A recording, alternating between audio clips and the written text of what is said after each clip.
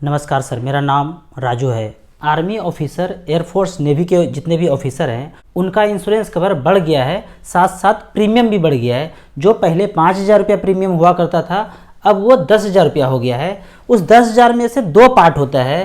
पहला है risk element, 1278 रुपया हर महीने जाता है, और दूसरा पार्ट है सेविंग एलिमेंट 8722। इसको बेहतर ढंग से समझते हैं कि ये सेविंग एलिमेंट और रिस्क एलिमेंट क्या क्या है। अब रिस्क कवर 1 करोड़ का हो गया है और उसके लिए रिस्क एलिमेंट 1278 रुपया कटेगा हर महीने।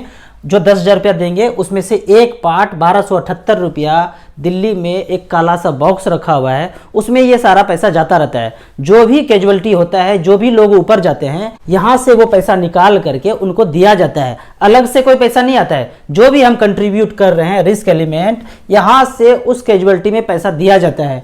बाकी रहा पैसा जो 10,000 में बचा 8722, ये आपको वापस मिल जाता है जब आप डिस्चार्ज जाते हैं, आउट ऑफ सर्विस जाते हैं। तो ये पैसा जो भी इंटरेस्ट रेट चल रहा है 7%, 7.5%, उस रेट से ये आपको पैसे मिल जाते हैं। बीच बीच में जो इंटरेस्ट रेट चेंज होता है, ये इसमें भी फ्लक्चुएशन होता है। जो रेट प्रेजेंट चल रहा है उसी रेट पे आपको पैसे उसमें एक्यूमुलेट होते जाते हैं। अब यहाँ पे बात करते हैं कि हर महीने 1278 रुपया रिस्क एलिमेंट में जाता है, तो 12 महीने में कितना हुआ? 15,336 रुपया पर ईयर।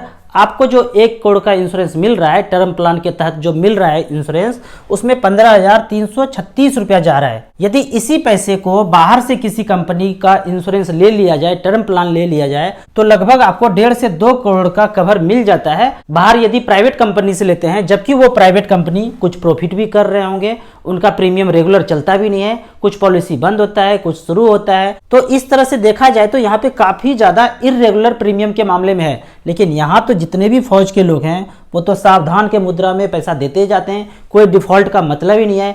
हर 1 तारीख को उनके अकाउंट से पैसा ऑटोमेटिक ही कट जाता है। तो उस लिहाज से तो प्रीमियम और कम होना चाहिए प्राइवेट की तुलना में। कहाँ ये 15,000 में 1.5 से 2 करोड़ का प्रीमियम दे सकते हैं, उसमें प्रॉफिट भी करते होंगे 15 से 20%। इतना तो कोई कंपनी प्रॉफिट करते ही होंगे, कोई भी कंपनी है। कोई वो 6%, 7%, 8% प्रॉफिट करने के लिए तो कंपनी खड़ा किया नहीं है।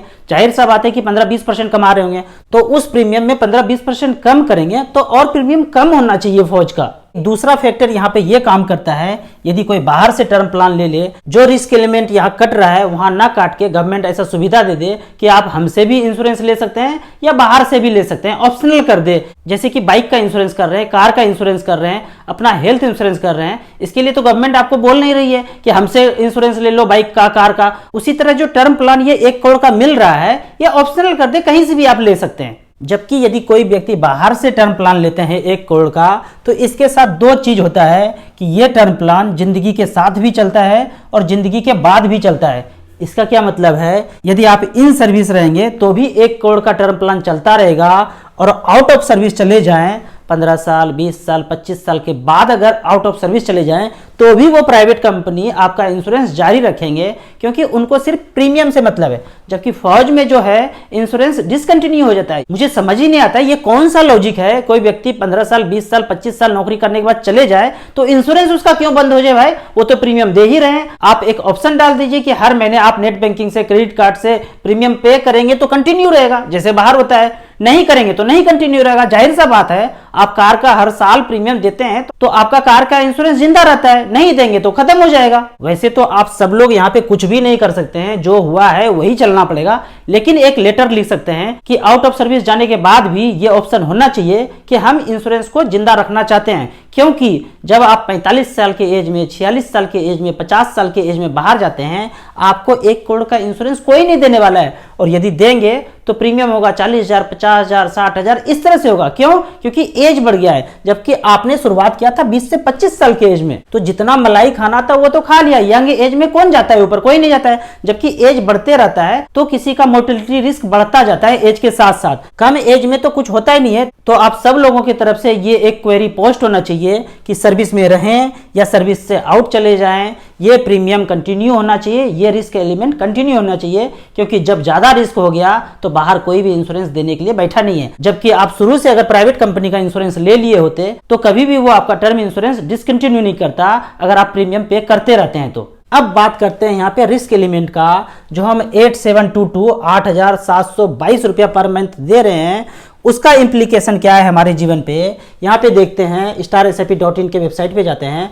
8722 हर महीने हम सेविंग एलिमेंट के रूप में जाते हैं। जो हम 10,000 रुपये पर मंथ दे रहे हैं उसका कुछ पार्ट तो रिस्क एलिमेंट में चल गया, बाकी पैसा 8722 यदि 25 साल तक जाता रहे, जो कि जाता ही है, 15 साल, 20 साल, 25 साल, 30 साल, 35 साल लोग नौकरी करते हैं। यहाँ मैं एवरेज 25 साल लेता हूँ, तो 8722 25 साल तक चलता रहे, जमा करते रहे, 7% के रेट से एवरेज मानूं तो 26 लाख रुपया जमा होगा और मैच्योरिटी वैल्यू बनता है 71 लाख रुपया। और उसके बदले में जो भी रिटर्न चल रहा है प्रेजेंट 7%, 8%, उसको वो एक्यूमुलेट करके बाद में देते हैं। मैं यहाँ पे ये कहना चाहता हूँ, ये जो सेविंग एलिमेंट यहाँ पे मर्ज किया जा रहा है, ये ऑप्शन ही नहीं होना चाहिए। लोगों को अपना स्वतंत्रता देना चाहिए कि उनको कहाँ पैसा इन्वेस्ट करना है। यदि यही पैसा SBI म्यूचुअल फंड में, एक्सिस म्यूचुअल फंड में, HDFC म्यूचुअल फंड में इन्वेस्ट किया होता और मात्र 12% का रिटर्न कैलकुलेट करूं तो पैसा बनता है 1,65,00,000 रुपया, जबकि 13% से ये पोर्टफोलियो होता है 1,98,00,000 रुपया। जमा तो उतना ही 26 लाख रुपया हुआ है,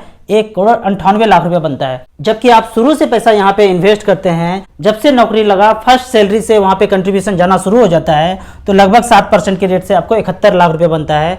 और आने वाले दिनों में बात करें 25 साल में, तो लगभग 5 से 6% रिटर्न हो जाएगा। उस समय चेक करेंगे तो 52 लाख रुपया लगभग आपको आएगा। जिस तरह से भारत का इकोनॉमी बढ़ता जा रहा है, इंटरेस्ट रेट कम होता जा रहा है, एवरेज में 5% कैलकुलेट करूं तो 26 लाख का 52 लाख रुपया होता है। जब तक आप फ्यूचर का 20 साल 25 साल कैलकुलेट नहीं करेंगे, आपके पास पैसा हो नहीं सकता है, आप फाइनेंशियल फ्रीडम को पा नहीं सकते हैं।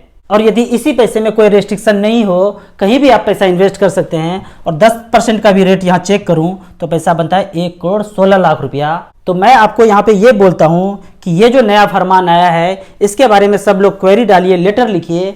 जबकि होना ये चाहिए, उसमें कुछ मॉडिफिकेशन करना चाहिए, आउट ऑफ सर्विस जाएं तो भी कंटिन्यू होना चाहिए, प्रीमियम थोड़ा सा और कम होना चाहिए। आपको इसी तरह फाइनेंशियल कैलकुलेशन किसी और सब्जेक्ट के बारे में करना है, म्यूचुअल फंड के बारे में कुछ जानना चाहते हैं, तो आप मेरे नंबर पे मुझे व्हाट्सअप कर सकते हैं।